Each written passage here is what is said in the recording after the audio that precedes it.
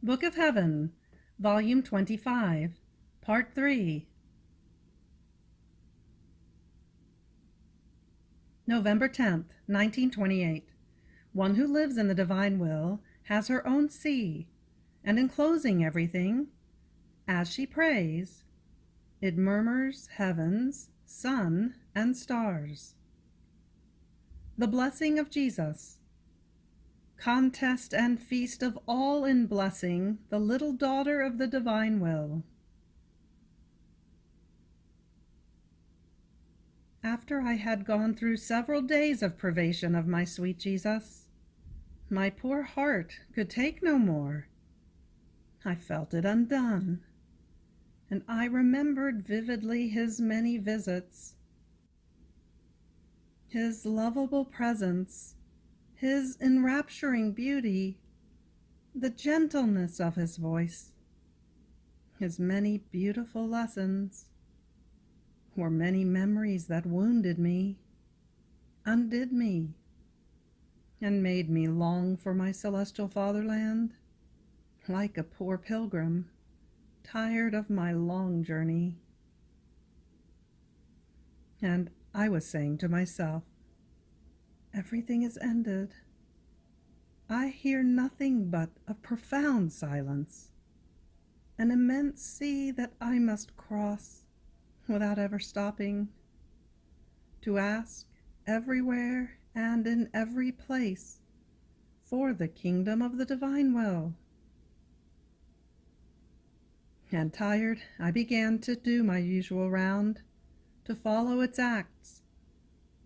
And my sweet Jesus, moving in my interior, clasped me in his arms to give me strength, and told me, "My daughter, just as the sea murmurs continuously, so do I hear in you the sea of my divine fiat.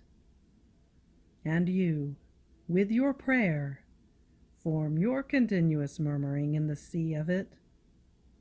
And while it murmurs, now you enclose the sun, and it murmurs light. Now you enclose the heavens, and as it murmurs, you enclose the stars. Now you enclose the wind, and it murmurs, moans, and shouts of love. Now you enclose the earth, and it murmurs flowers. So in your murmuring, you make flow now light, now heavens, now stars, now wind, and flow laments of love, unutterable moans of a wounded heart, and shouts of delirium of an unrequited love. And now flow all the flowerings created by me. Oh, how beautiful is my sea and yours! Oh, how the sea of the earth remains behind, because it murmurs, but does not enclose heavens, sun, wind, and everything in its murmuring, but only fish. While the sea of my volition, and the murmuring of your prayer in it, encloses all of my works, because my divine will keeps heavens, sun, stars, sea, and so on, all within itself, as though in its own power. And as you murmur in it with your prayer, you find them all.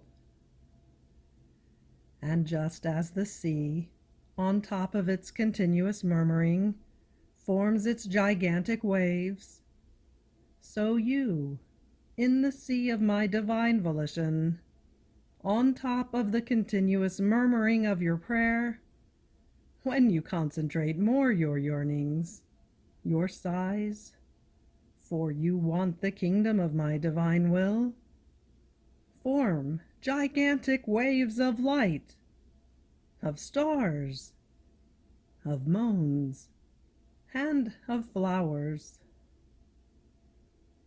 How beautiful are these waves! And I, from this tabernacle, hear your murmuring, the roaring of your waves that come to unload themselves into my sea. And since, here in the tabernacle, I have my own sea, in which I murmur continuously with my prayers, as I hear your waves coming, I unite your sea with mine, which are already one, and I come to murmur together with you. And I no longer feel alone in this tabernacle. I have my pleasant company, and we murmur together. And in our murmuring one can hear, Fiat, Fiat, Fiat. Be it known, and its kingdom on earth restored. My daughter living in my will, praying in it, is to transport heaven to the earth, and the earth to heaven. Therefore, it is our true and total triumph, our victory, our divine conquests. So be faithful and attentive to me. After this, benediction with the Most Holy Sacrament was being given, that I have the good to receive every day in these last periods of my life down here, as I hope to complete this long exile of mine as soon as possible. And my lovable Jesus, at the moment they were giving benediction, moved in my interior and told me, "My daughter, I bless you, but I would not be content if I alone blessed you. I call everyone together with me, the Father and the Holy Spirit, the whole celestial court, that all may bless with me, the little daughter of my divine will. Wherever my will reigns, everyone, heaven and earth, feel a powerful force to unite themselves with me and to do what I do, so as to centralize upon her all the goods that my divine will contains. Therefore, as they see me blessing you, all get down to the work of blessing you. So a contest, a sort of feast, arises in heaven to bless her in whom my will reigns. And in order to make it more solemn, I call all created things, so that no one may put himself aside, but all may bless my daughter. So I call the sun to bless you, so that the light it gives you, it may give to you while blessing you. I call the water to bless you, so that as you drink it, it may bless you. I call the wind, so that as it blows, it may blow blessing you. In sum, I call everyone, and while they bless you, finding my divine will in you, they feel themselves being blessed in return from within you by the will of their Creator. The strength of my divine will calls everyone, unites the whole celestial family, and gives the feast to all when it must operate over a soul in whom it dwells and dominates. Therefore, in this sacramental prison of mine, having my prisoner near me, I feel coming to me the joys that my divine will can give me in the heart of our little daughter. So my many sorrows are interrupted when I must bless you, when I descend sacramentally into your heart, when I feel myself gazed at by you from this tabernacle, and I requite you with my gazes. thinking that I must do or give something to our little newborn of our will, I put everything aside, even my very sorrows, and I make feast, because my divine will possesses innumerable joys and perennial feast. Therefore I want that you too rejoice together with me, and echoing my blessing, bless me in the sun, in the water, in the wind, in the air you breathe, in the heartbeat that beats in your heart. And I will feel you blessing me in all created things. November 14th, 1928. How the creature possesses the human unity, and one who lives in the divine will possesses the divine unity. One who does the divine will becomes mother.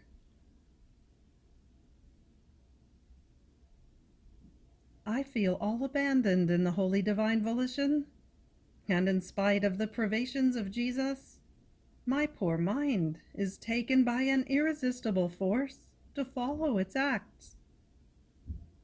I believe that it is the divine will itself that, having subdued mine, does its course, calling all of its acts, as if it were doing them in act. And I, following it in its acts, was thinking about the first times of creation, when everything was happiness in man, and being in the will of his Creator, he lived in his unity, in which he could receive everything, and could give everything to the Supreme Being. Unity means everything. But while I was thinking about this, my sweet Jesus, moving in my interior, told me, "My daughter, we created man with our likeness. Therefore he too possesses his human unity. So if he speaks, if he operates, if he walks, and so on, these can be called the effects of his unity, because one is his will, one his head, on which all of his acts depend.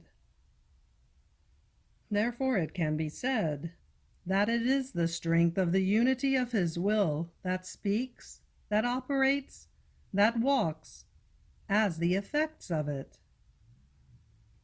If man did not have this unity, all of his acts would be in contradiction with one another. It happens as to the sun. From the height of its sphere, one is its act of light. And since it possesses the unity of light given to it by its Creator, while it is one single act, its effects of light are innumerable.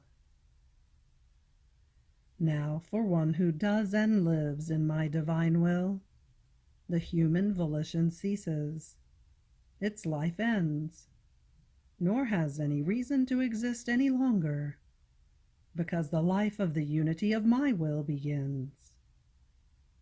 And since mine is one single act, and everything it created, or can do, can be called the effects of this single act, the soul, living in this unity of my divine volition, as in her own center, is present in all the effects of the single act of it. And oh, how beautiful it is to see this happy creature in all the effects that our will knows how to and can produce. She runs in the light of the sun as the effect of our will, in the heavens, in the sea, in the wind, in everything. She runs as the human will runs in all the human acts, and as the light of the sun runs in all of its effects. So does the soul run in the Fiat, in all the effects that it possesses and produces. This is why the living in our will is the greatest prodigy. And if our divinity wanted to make a greater one, it could not. Nor could it find anything greater, more prodigious, more powerful, more beautiful, more happy than our will to give to the creature. Because by giving our divine will, we give everything. Its power forms our echo in the depth of the soul and forms our most beautiful images. And the echo of the human littleness becomes one with ours in such a way that, uniting to our prime act, she runs and diffuses herself in all the effects that the single act of God produces. After this, my lovable Jesus made himself seen as a tiny little child, who, throwing his arms around my neck, told me, "My mamma, my mamma." One who does my divine will becomes mother.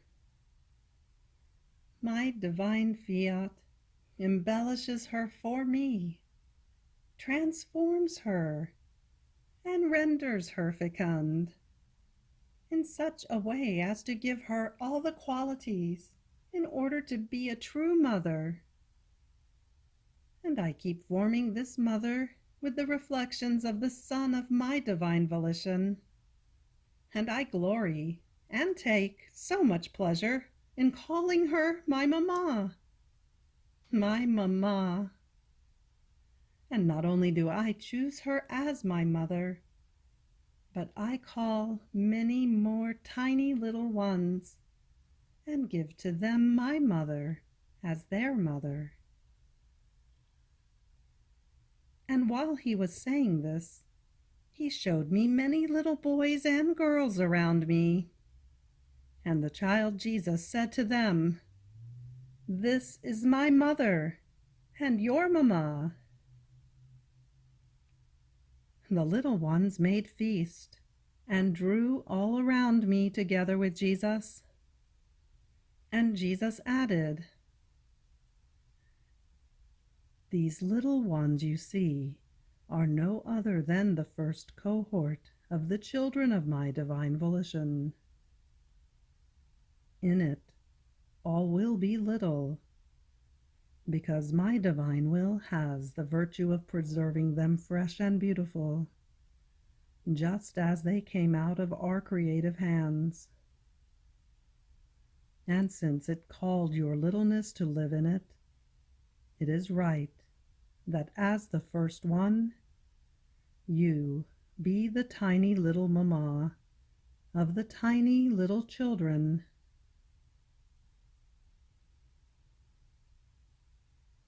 November 20th, 1928. How one who lives in the divine will is in possession of the perennial day, knows no night, and becomes the owner of God himself.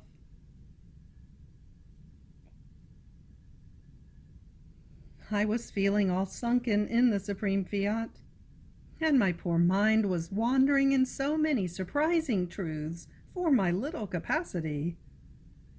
All the manifestations that my sweet Jesus had told me on his holy will were lining up within my soul, like many suns of enchanting beauty, one distinct from the other, with the fullness of each joy and happiness that each truth possessed.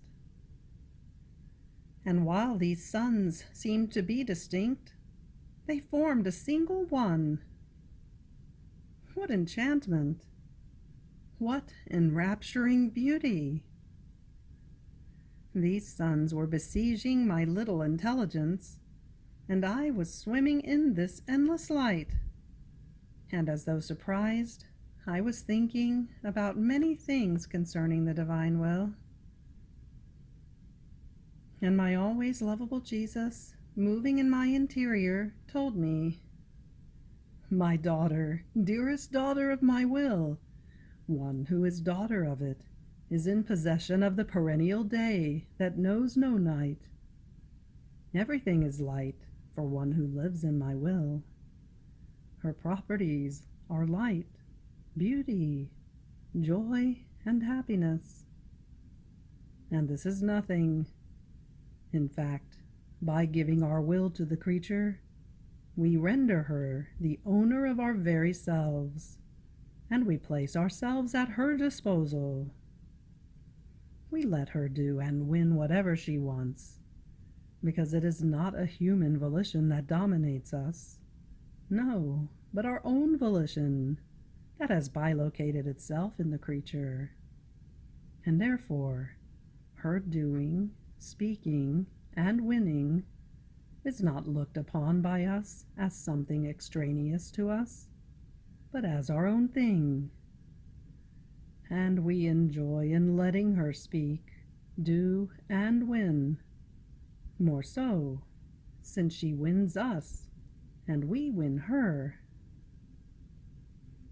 Therefore, by giving our will to the creature, and by her receiving it as her own life, we open a contest between her and us. She enters into our divine field, and as the owner, she dominates. And we enjoy so much in seeing her littleness that contains our eternal volition, being dominator of our goods and of our very selves. What can we deny to our will? Nothing. On the contrary, we delight in putting out our most intimate joys, our secrets, our eternal beatitudes, so as to make the littleness of the creature, in whom it reigns, delight, and rendering her the dominator of them, we amuse ourselves and open the game between her and us. Therefore, greater thing than our will I could not give to man in creating him, because only with it could he reach wherever he wanted and do whatever he wanted, to the point of becoming the dominator of what belongs to us. We did not do this in creating the other things. They are dominated by us, nor can they do what they want. Their rights are limited. Indeed, in creating man, there was a more intense ardor of love, and in this ardor of love, the All fused himself in the Nothing, and the Nothing received his life again in the All. And in order to keep him more safely, we gave him our divine will as his inheritance, so that one might be the will, common, the goods, as much as a creature is capable of, and the love of one might be as great as the love of the other, to the point of letting themselves be dominated by each other. Therefore, the most beautiful thing for us, that enraptures us and glorifies us the most, is the soul in whom our divine will reigns, because she alone does not make our love say, "Enough of giving," but we have always something to give, always something to say. And in order to enjoy more, we render her the winner of our very selves. Therefore, be attentive, my daughter. If you want everything, let our will reign in you. December 2nd, 1928. The Eucharistic Tabernacle and the Tabernacle of the Divine Will.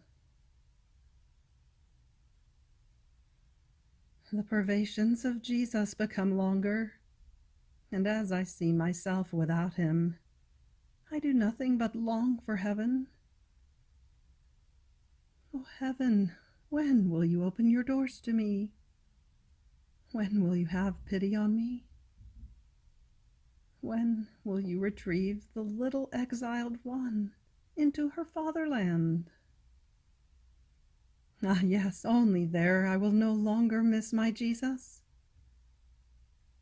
Here, if he makes himself seen, while one thinks one possesses him, he escapes like lightning, and one has to go a long way without him. And without Jesus, all things convert into sorrow, even the very holy things, the prayers, the sacraments, are martyrdoms without him. So I thought to myself, what is the use of Jesus' permitting my coming near his tabernacle of love for us to remain in mute silence?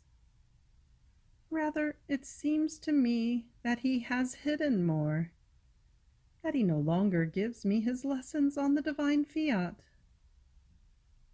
It seemed to me that he had his pulpit in the depth of my interior and had always something to say. And now I hear nothing but a profound silence. Only I hear within me the continuous murmuring of the sea of light of the eternal volition that always murmurs love, adoration, glory, and embraces everything and everyone. But while I was thinking of this, my sweet Jesus made himself seen in my interior for just a little and told me, "My daughter, courage! It is I in the depth of your soul, who moves the waves of the sea of light of my divine will. And I always, always murmur, to snatch from my celestial Father the kingdom of my will upon earth.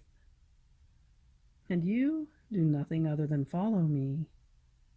And if you did not follow me, I would do it on my own. But you will not do this, leaving me alone, because my Fiat itself keeps you sunken within it. Ah, don't you know that you are the tabernacle of my divine will? How many works have I not done in you? How many graces have I not poured into you in order to form this tabernacle for myself? A tabernacle, I could call it, unique in the world. In fact, as for Eucharistic tabernacles, I have a good number of them. But in this tabernacle of my divine Fiat, I do not feel like a prisoner. I possess the endless expanses of my will. I do not feel alone. I have one who keeps me perennial company. And now I act as a teacher, and I give you my celestial lessons. Now I do my outpourings of love and of sorrow.